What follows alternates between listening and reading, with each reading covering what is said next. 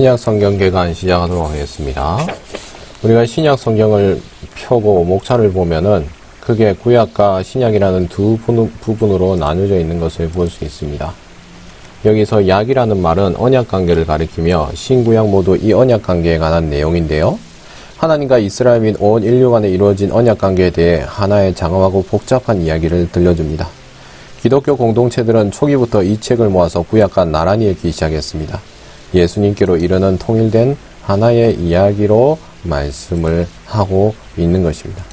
신약은 이야기 형식으로 된 4권의 복음서로 시작됩니다.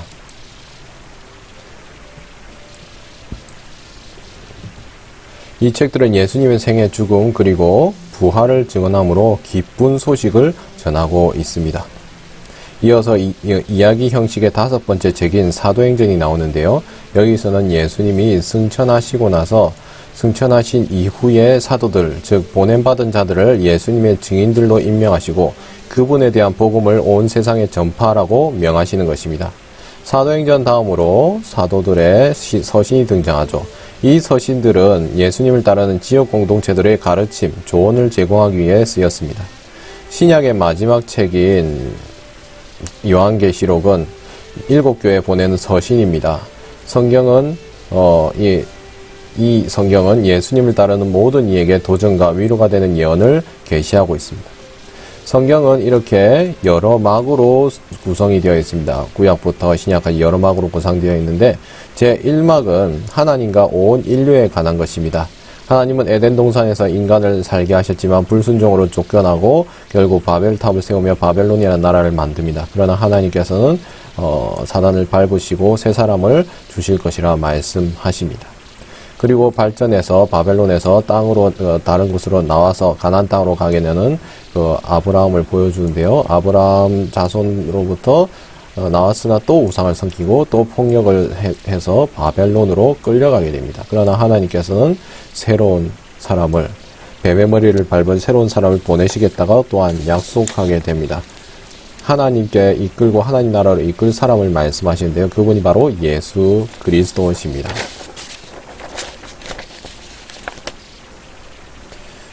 이야기를 자세히 보겠습니다. 웅장한 역사적 서사를 기록한 행전이라 합니다. 구약 성경은요, 구약과 신약으로 우리 성경이 나눠지는데, 구약 성경을 보시면은, 약이라는 말은 우리가 얘기했듯이 언약이 테이스트먼트, 언약, 약속을 얘기하는 것입니다.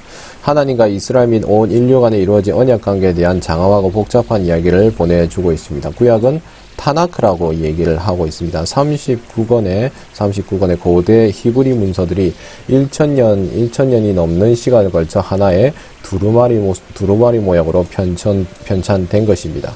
이에 반해서 신약은 총 27권의 책으로 구성되어 있고요. 40년에 걸쳐서 완성이 되었습니다. 저자들은 모두 예수님 따르던 첫 세대의 사람들입니다. 기독교 공동체들은 초기부터 이 책을 모아서 구약과 나란히 읽기 시작했는데요. 예수님께로 이르는 통일된 하나의 이야기로 얘기하고 있습니다.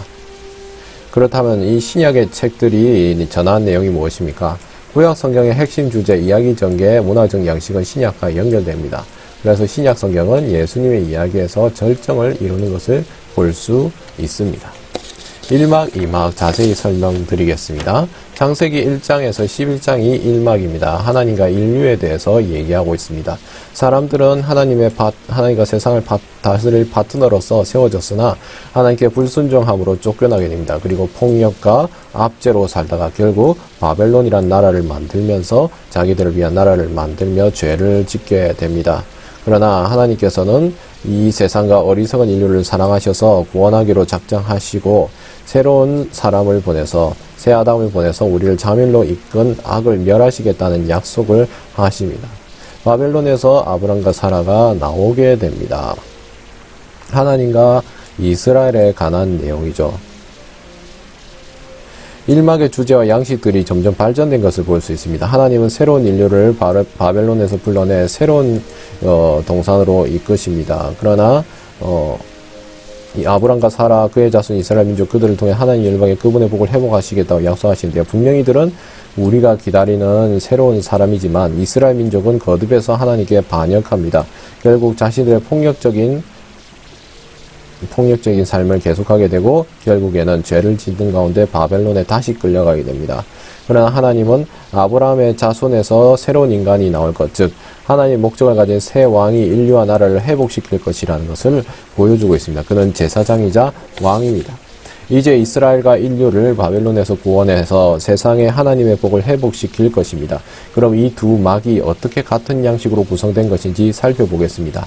2막은 1막보다 더 길고 폭력적일 뿐 비극적인 인간의 실태를 다루면서도 하나님의 약속을 강조한다는 점에서 같습니다. 다음에 선지서들과 시가서를 보시면은 제3막에 구약의 선지자들과 시인들을 통해서 더 발전된 모습을 보여줍니다. 선지자들은 이스라엘과 열방의 악함을 꾸짖으며 언젠가 하나님께서 직접 오셔서 여호와의 날에 그날에 세상을 바벨론으로부터 구원하실 것을 선포합니다. 하나님은 약속하신 왕이신 제사장을 통해서 이를 이루실 것이며 그는 종처럼 고난받고 이스라엘과 인류의 죄를 위해서 죽임당하지만 결국 열방의 왕으로 높임을 받으실 것을 보여주고 있습니다. 그는 사람들이 바벨론을 떠나 새로운 언약 백성이 되어서 하나님과 함께 새 예루살렘에서 새 창조 세계를 다스리라고 부르십니다. 구약은 이야기의 막을 이렇게 마무리합니다. 이 다음 막을 기대하며 마무리를 짓는데요. 신약을 펼치면 동일한 이야기가 이제는 예수님을 통해서 전개됩니다. 살펴보겠습니다. 4개의 복음서는 나사렛 예수님의 열방의 하나님의 복을 약속하신 아브라함의 자손이고 악을 멸하고 하나님과 인류 언약 관계를 회복하실 새로운 아담으로 약속하신 아브라함의 자손으로 묘사하고 있습니다. 예수님을 즉 인간이자 인간 이상으로 묘사하고 계신 것입니다. 그는 두루 다니시며 약속하신 하나님 나라가 가까이 왔다고 선포하시고 마치 신성한 이스라엘의 왕처럼 말하고 행동하십니다. 그러나 예수님은 자신을 왕이라고 하지 않으시고 인자 즉 종이 되기 위해 섬기러 온 인간이라고 말씀하십니다. 복음서는 이스라엘의 하나님이 예수님을 통해 신실한 이스라엘 사람 그리고 우리 모두가 그렇게 되기를 원했지만 실패했던 인간이 예수님께서 그 본을 보이셨다고 말씀합니다. 예수님의 사명은 인류의 죄 아래 숨어서 우리를 이기고 폭력 죽음으로 유인한 어두운 악을 대적하는 것인데요. 그런 악은 어떻게 물리쳐야 할까요? 놀랍게도 복음서는 예수님이 자신을 내어주어 인류의 죄를 위해 죽으심으로 악을 이겼다고 말씀하십니다. 역설적인 보좌인 십자가 위에서 말이죠. 거기서 그분은 비폭력, 용서, 자기 희생의 사랑보다 더 강한 것은 없다는 가르침을 주십니다. 세상을 향한 하나님의 사랑은 악과 죽음보다 강해서 예수님을 부활의 새 생명으로 이끌어 새로운 인간의 원형을 되게 하십니다. 부활을 통해서 보여주고 계신 것이죠. 그리고 이야기는 사도행전으로 이제 옮겨집니다. 예수님은 승천하시기 전에 사도들, 즉 보냄받은 자들을 예수의 증인으로 세우시고 그분에 대한 복음을 온 세상에 전파하라고 명하십니다. 성령의 권능으로 하나님은 제자들이 그분의 삶과 사랑을 세상에 전파하게 하십니다. 옛 인류를 떠나 모든 민족이 하나 되는 예수님의 가족, 모든 사람을 그의 가족으로 초청하게 되는 것입니다.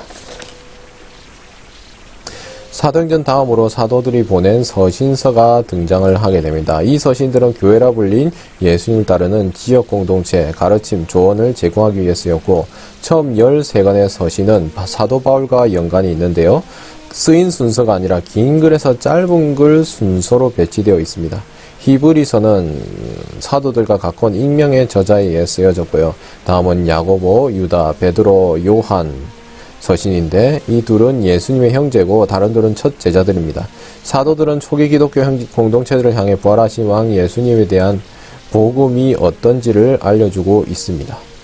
그것이 어떻게 역사를 바꾸고 우리 삶의 모든 영역을 새롭게 하시고 변화시키는지 들려줍니다. 또한 복음을 설명하면서 끊임없이 구약의 이야기들과 예수님의 이야기를 인용하므로 우리 삶의 이야기가 장대한 성경 이야기의 일부임을 이해하게 하십니다. 인류가 바벨론의 포로로 잡혀 있을 때 예수님이 새로운 본향을 세우시기 위해 오셨습니다. 우리 모두 저마다 이기심과 죄라는 이집트, 애굽의 노예로 살고 있을 때 종살이를 하고 있을 때 예수님이 유월절 어린 양으로 죽으심으로 인해서 해방되어 약속의 땅에 들어가게 되어 자유하게 하셨습니다. 우리는 옛사람입니다. 옛사람이 되어 죽은 먼지가 되어 마땅한데 예수님의 부활로 말미암아 새 사람이 되었고 새 미래가 열렸습니다. 우리는 비록 악한 세대를 살고 있습니다. 예수님과 성령을 통해서 지금 여기에 새로운 창조세계, 새로운 피조물이 되었다고 말씀하고 있습니다. 이 신약의 마지막 책인 요한계시록은 7개의 서신, 7개의 교회에 보내는 서신으로 예수님을 따르는 모든 이에게 도전과 위로가 되는 예언을 말해주고 있습니다. 이제 이 요한계시록에 따르면 이 책의 강력한 상징과 이미지를 통해 성경의 모든 이야기가 이제 하나로 합쳐지게 됩니다. 예수님은 죽임당한 피 흘린 어린 양이시고 높임을 받으신 만왕의 왕으로 묘사되고 있습니다. 그분은 자신의 백성을 노예와 바벨론의 포로에서 구원하십니다.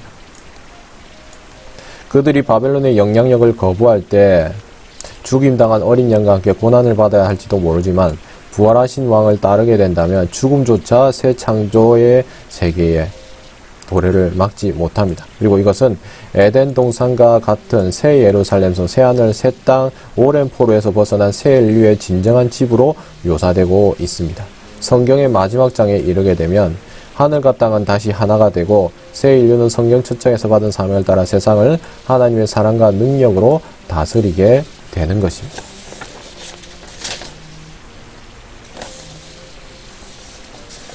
신약은 정말 놀라운 책들의 모음집입니다. 여기에 담긴 사도들의 증언은 우리를 부활하신 예수님을 향하게 하고 성령을 통해 인간의 말이 하나님의 소망의 말씀이 되어 1세기부터 21세기까지 이르고 있다고 합니다. 모든 책이 하나님께서 어떻게 예수님과 성령을 통해 역사의 최종 목표인 새롭게 된 창조의 세계에 이끄시는지 보여줍니다. 예수님과 성령님에 관한 이야기는 끝이 아니라 역사 가운데 계속되고 있는 새하늘과 새 땅에 대한 소망입니다. 이것이 신약이 전하는 내용입니다.